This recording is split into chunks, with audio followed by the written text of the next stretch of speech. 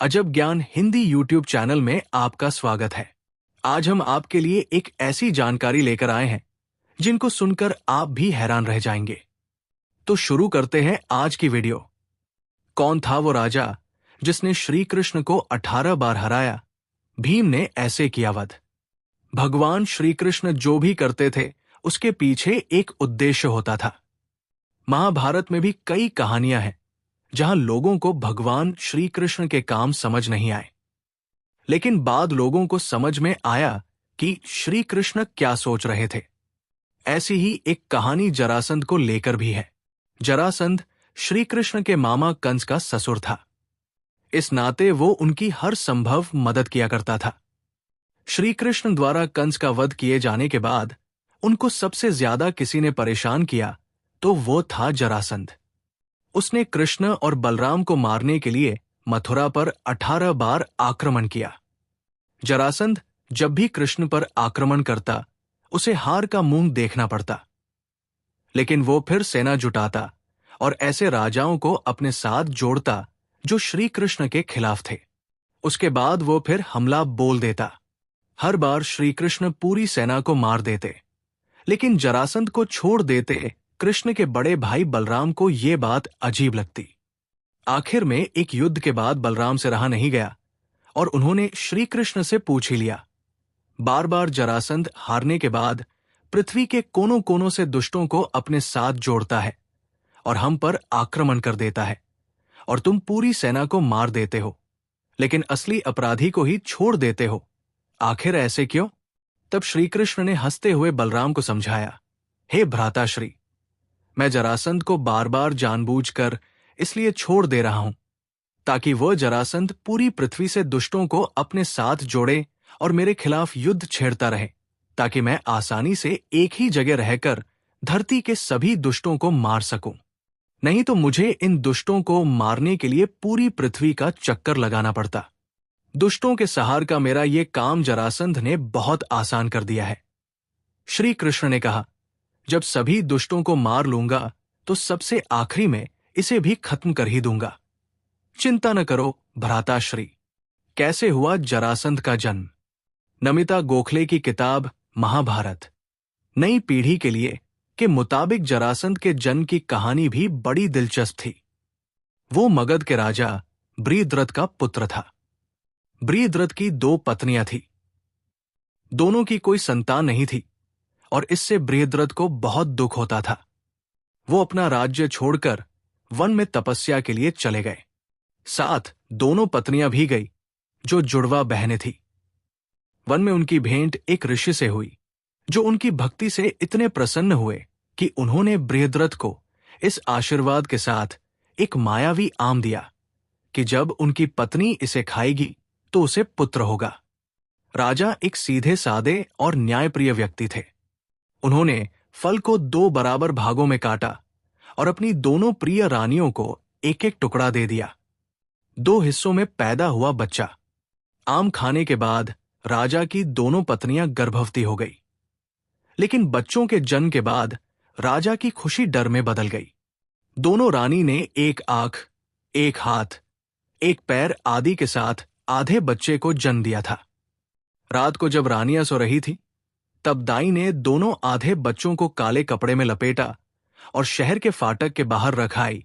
उसी रात जरा नाम की एक राक्षसी भोजन की खोज में घूम रही थी।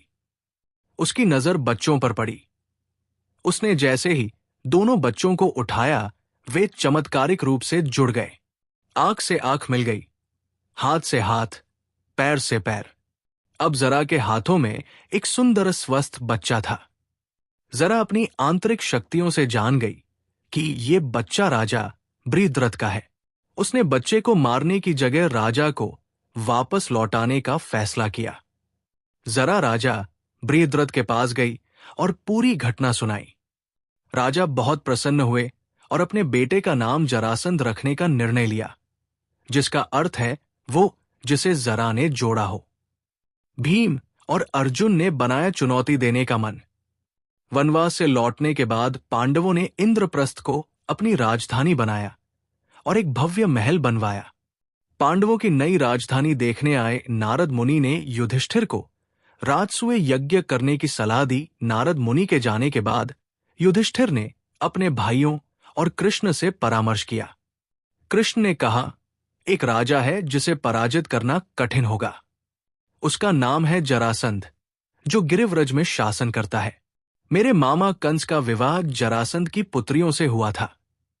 कंस को मारने के कारण वो मुझे अपना दुश्मन मानता है। मेरा जरासंध से युद्ध में 18 बार आमना सामना हो चुका है। जरासंध के कारण ही हमें मथुरा से द्वारका भागना पड़ा। कृष्ण की बात सुनकर युधिष्ठिर ने राजसूय यज्ञ का विचार त्यागने का मन बना लिया। लेकिन भीम और अर्जुन जरासंध को चुनौती देने के पक्ष में थे।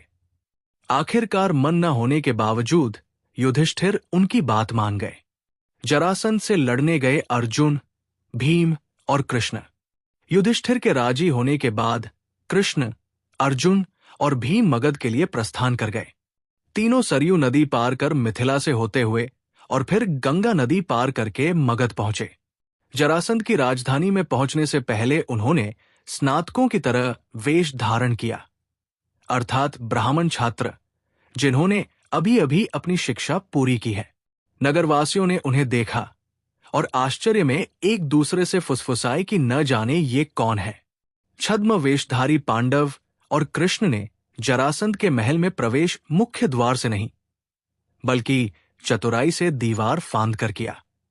अंदर आकर उन्होंने राजा से मिलने की मांग की। जरासंध अपनी प्रार्थना में डूबा था, पर उसने अतिथियों को जलपान कराने का निर्देश दिया और उनसे प्रतीक्षा करने का अनुरोध किया। अतिथियों ने जलपान से इनकार कर दिया और अधीरता से उसकी प्रतीक्षा करने लगे। जरासंध ने भीम से युद्ध की भरी हामी। जरासंध आधी रात के बाद अपनी पूजा से उठा और तीनों को देखकर सवाल किया, तुम्हारे शरीर छात्रों और पुजारियों की तरह नरम नहीं लगते। तुम्हारे कंधों पर धनुष के भार के चिन्ह हैं। तुम तो अस्त्र चलाने वाले लोग लगते हो। आखिर तुम तीनों हो कौन? इस पर कृष्ण ने कहा, वास्तव में हम तुम्हारे शत्रु हैं। मैं कृष्ण हूं और ये पांडव भाई अर्जुन और भीम हैं। हम तुम्हें चुनौती देते हैं, तुम हमें से जिससे चाहो लड़ सकते हो। जरासंध ने उनकी ओर तिरस्कार से देखा और उपहास उड़ाते हुए कहा, मैं तुम्हें पहले ही 18 बार पराजित कर चुका हूं और अब तुम्हारे साथ फिर लड़ने के लिए तैयार नहीं हूं। अर्जुन अभी भी एक बालक की तरह दिखता है। केवल भीम ही इतना बड़ा और शक्तिशाली है कि मुझसे मुकाबला कर सकता है। मैं उसी से युद्ध करूंगा। भीम जरासंध के बीच चली 14 दिन लड़ाई। भीम और जरासंध के बीच मल्ल युद्ध शुरू हो गया। दोनों ने एक दूसरे को आका। भीम ने जरासंध पर छलांग लगाई और उसे चित करने का प्रयास किया, लेकिन वो आसानी से बच गया। दिन रात की परवाह किए बिना दोनों 14 दिन तक लड़ते रहे। फिर भीम ने बाजी मारनी शुरू कर दी थी। जैसे ही जरासंध थकने लगा, भीम ने उसे हवा में उठा लिया और 100 बार घुमाकर जमीन पर पटक दिया। इसके बाद भीम ने उसे फिर पकड़ा और उसके पैरों को तब तक जोर से खींचता रहा जब तक कि जरासंध के शरीर के 2 हिस्से नहीं हो गए। कृष्ण और अर्जुन ने आश्चर्य से देखा कि राजा बीच से 2 भागों में बंट गया था। हालांकि दोनों हिस्से चमत्कारिक रूप से एक दूसरे की ओर वापस खिंचे। रक्त, त्वचा और मांसपेशियां मिलकर फिर एक हो गए और जरासंध फिर उठ खड़ा हुआ। भीम ने इस तरह किया जरासंध का वध। कृष्ण ये देख पूरा मामला समझ गए। उन्होंने पास के पेड़ से एक पत्ता तोड़ा।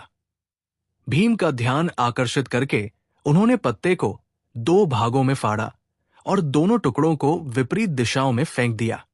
भीम समझ गए कि कृष्ण उसे क्या बताना चाह रहे हैं।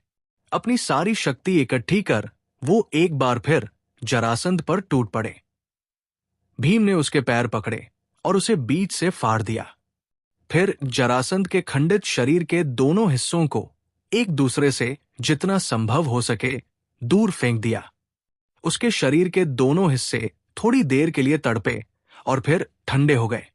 इस तरह सबसे शक्तिशाली राजा जरासंध की मृत्यु हुई। जरासंध अगर महाभारत में होता तो क्या होता? जरासंध अगर महाभारत के युद्ध में होता तो इसका परिणाम कुछ और हो सकता था।